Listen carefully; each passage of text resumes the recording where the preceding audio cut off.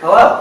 Hello, Matt. So everyone, it's my friend David. He was over at, what country were you in? Ethiopia. Ethiopia. And I just wanted him to share a little bit about World Vision and their clean water projects and just kind of what you saw, kind of how that impacted you. Because it's a pretty cool perspective that probably not a lot of people have.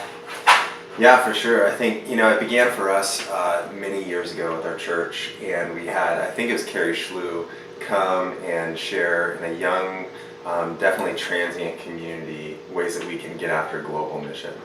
And so she shared World Vision. We had about 8 runners the first year with Team World Vision to run the marathon to raise money for clean water. And so since then, we just have always done it as a church. And so I would always kind of sell this vision for World Vision. A couple of years ago, there was kind of this turning point for me where the Lord really ministered to my heart, spoke to my heart saying, are you going to partner with this vision? It's going to be part of your vision. And so I signed up to run the marathon, my first marathon to run. At the end of the marathon training, the Lord called us to take a step further, and that's to partner with a specific child through child sponsorship. And during that kind of time, I was asked by a World Vision staff member to go on a vision trip. And so that was what was kind of interesting, because I think the perspective is, I understood, I think, global poverty. I understood the work that World Vision does. We really tout kind of World Vision with some of their statistics, like 84% of their operating expenses goes to programming that specifically assists and comes alongside communities and families. That's just a high percentage. You don't get that kind of percentage. Understood that that clean water transforms communities, and there's a real difference between knowing something cognitively and then experiencing something very tangibly. So as a church, it really kind of paired well, because we're like, that's what the gospel of Jesus does. There's a fundamental reality that it'll transform communities' life, the world, but there's also an experiential element. You see that in Jesus. Not only does he speak creation, but he comes in and is incarnational in and amongst creation. So I'm kind of geeking out on that. And so we go to Africa, and there's a couple things straight away. The whole trip was very, very just quick. We were places for 15 minutes, type thing. So we went to Ethiopia's national office in Addis, and we got to see their whole infrastructure, their programming, their model. That was an incredible level of credibility that I knew was there but didn't quite see. They're really smart with their programming and which communities they're able to just have most effectiveness in. But then from there, we went out into the areas that we are raising money for. We went to specifically wash areas. That's water, sanitation, and hygiene. And there's just 3 that I wanted to highlight for you guys and for you, Guy. And the first one was this community that had World Vision come in. They have a 5 to 10 year plan, and then they leave and they build infrastructure, so the community are the ones doing all the work. World Vision is just coming in educating, pretty much. So this was a community that World Vision came in. They built a gravity well. It served about 2,000 people within a community, and then they left to go and help farther into Ethiopia. So here's this community that honestly was like a resort. I mean, it was incredible. I mean, beautiful community in the mountains of Ethiopia, and they sat us down as guests of honor, and they gave us popcorn, which was really hilarious. It's really sweet, and coffee.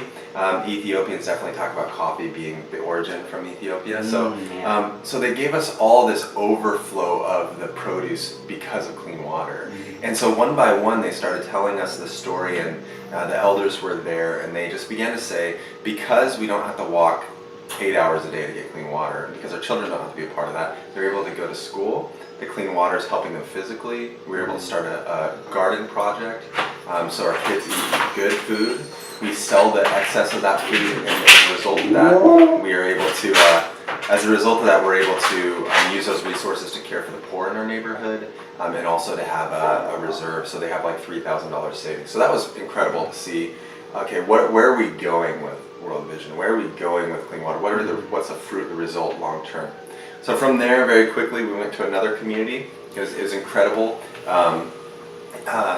This community was getting a drill site for the first time. So World Vision came in, said we can get water here. This bore well would, or the bore well would serve 400 people within the neighborhood. And so they were hoping for that, anticipating that, and we got there the moment they tapped into water.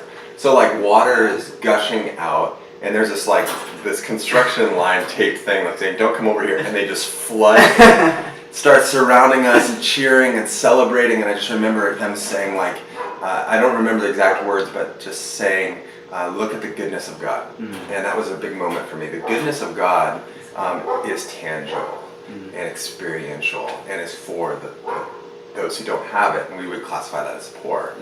So this is like a huge moment. I'm like, I'm on fire, man. Forget Chicago, I'm coming here, that kind of thing. It was a profound experience. And so then we get in the car again. We're only there for 20 minutes, and we drive across the river, not even like a 10-minute drive. And we go to a community that has heard about World Vision, but hasn't had access to clean water yet. They're getting water from this algae pond. So it was stagnant water. There was no in for the water. I don't know even how the water got in, but that was where their livestock would get water. So there's feces everywhere. And the whole water of the pond was like an inch thick of this green algae. And so the women and the children, because the men would be working in the fields, would scoop away the algae, would quickly get a scoop of this water, and then take it in a jerry can and have a t-shirt and try to filter that t-shirt. And even after that, the water was like lake water. And here they are drinking it. I remember talking to one of the older women there and saying, are you aware that this water is hurting you? We're aware that it's leading to infant mortality. We're aware that this is leading to the overall health concerns of our community, but we don't have a choice. This is the water that we've been given. We then said, are you familiar with processes for purifying that water, boiling? It's just simply we don't have the time. It takes us 4 hours to get here, 4 hours to get home, lugging around. Generally, these jerry cans are about 40 pounds. You got to think about someone. You're a robust 200 pounds now, but someone probably half your size lugging around these in kind of the hills of Ethiopia. And so it left me kind of with this. One is, let us celebrate what has been done. Let us have hope for what can be done and what is being done. But also, the work is at hand. That's what Jesus said, and I think he was speaking about more than just a spiritual dynamic at play in the world. I think he was talking about the tangible harvest as well. And he says, look, at the harvest is ready. The work is at hand. Who's going to step into the game? And so that's why I signed up to run the marathon again this year and to get after it this year, like yourself. All right. Yeah. Awesome. Thanks for sharing. It's super cool.